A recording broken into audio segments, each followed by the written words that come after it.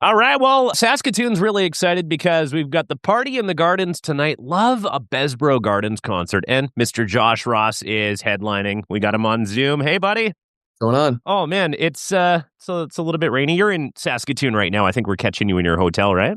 Yeah, this is true. I just had a little nap from getting in early this morning and excited to go sound check and get ready for tonight. Oh, I don't know if you're familiar with this venue, but I mean, this is like a historic hotel in Saskatoon. This is like a long-standing tradition of having concerts in the garden. So it's going to be a special time for everybody tonight, I think.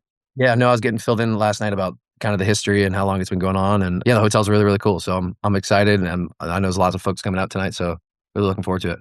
Well, and I think there's a lot of fanfare to celebrate tonight. Aside from just an amazing show, you just became the first Canadian male in nearly 30 years to hit #1 on the US country radio charts. So you're kind of now in the same company as Paul Brandt and Hank Snow. And I just gotta ask, how does that feel? Yeah, it's crazy. It's crazy to think there's only, I guess, 3 of us in the history of U.S. country radio, but, just very, very grateful. It was a goal that, I moved to Nashville in 2018, and there was a lot of doubts and if that could ever happen, and very proud of, us getting, I say us because it's such a team effort. There's so many people that are involved, and Yeah. my goal was to always just be, I just want to be an international artist. And, if that's having #1s in Canada, having #1s in the US, Australia, wherever that may be, those are just kind of the goals that I've always had. So very grateful for that. And now it's just time to keep working. So Yes. Well, and I think that's such a good testament to if you believe in a song, you keep on it and it'll do well. And it took 71 weeks to climb to the top. What do you think it was about Single Again that made this song succeed so well? yeah, I think, being a newer artist, especially in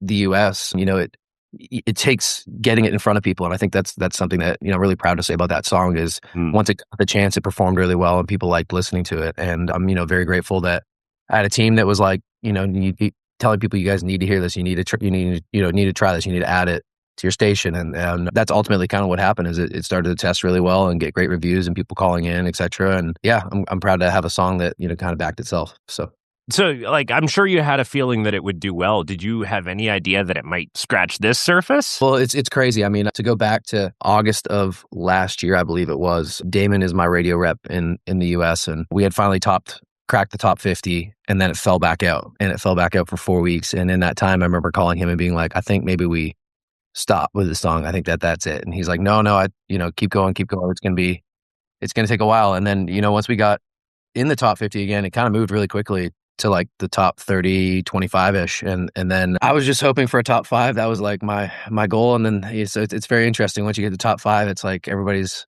like, okay, well, we'll see what we can do. And, very, very grateful. It's very cool. I'm very proud to, obviously be Canadian and represent, being one of the first Canadians in 30 years is very, very cool. And what a good testament to, like you said before, having a whole team behind you as opposed to, making all the decisions only yourself. Because you were ready to kind of let go of that song and your team was like, no. And it paid off. It worked. Yeah, no, that's true. I mean, so many great people that are in my corner, and yeah, it's hard. It's always hard to know. It's easy to get discouraged, and when things are going well, they're going really well, and when you're not sure, it's you're always questioning what the answer is. So yes, but very grateful for everybody that kept me in it. So.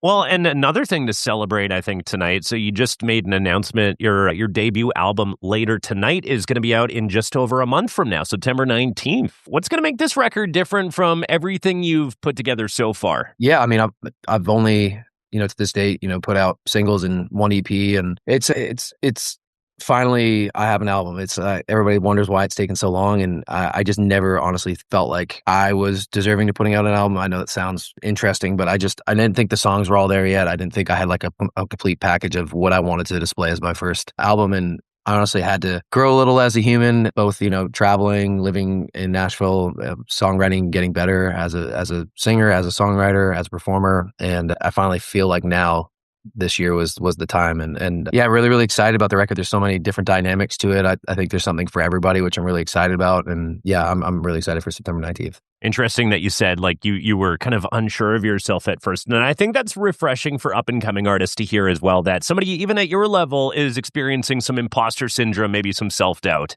Yeah, I mean, 100%. I always remember I still think of myself as a new artist, so it's still so interesting, but just there's so much noise going on, whether it be social media and what people are doing and wondering what works and doesn't work and why things go certain ways. And I think eventually you just get frustrated enough that you go, okay, I just got to do what I got to do. Yeah. And that's the biggest piece of advice I would give people is just be your own person and things will kind of line up the way they're supposed to. Any plans for tonight on the stage to maybe share some unheard tunes? Yeah, I think we're gonna play some new stuff off the album, which I'm excited. Yeah. Definitely some old stuff, and then some of the most recent songs. It's crazy now to think I have like a catalog to pick 90 minutes worth of music. So I remember having like 2 songs and having and if I had to play an hour, it was like all covers and a couple songs. So very special. I'm very, very excited for getting to play 90 minutes tonight. No kidding, man. Everything you're doing is just growth in the best way possible. We'll get through the show tonight, and, well, good luck for tonight, and good luck at the CCMAs. You're tied at the top. You and Cameron Whitcomb have, 6 nominations each? Yeah, super awesome. Cameron's a great dude, too. So Yeah, so well-deserving all around. So best of luck to you there. Even, wins, nominations, just, I'm sure, an honor to be there.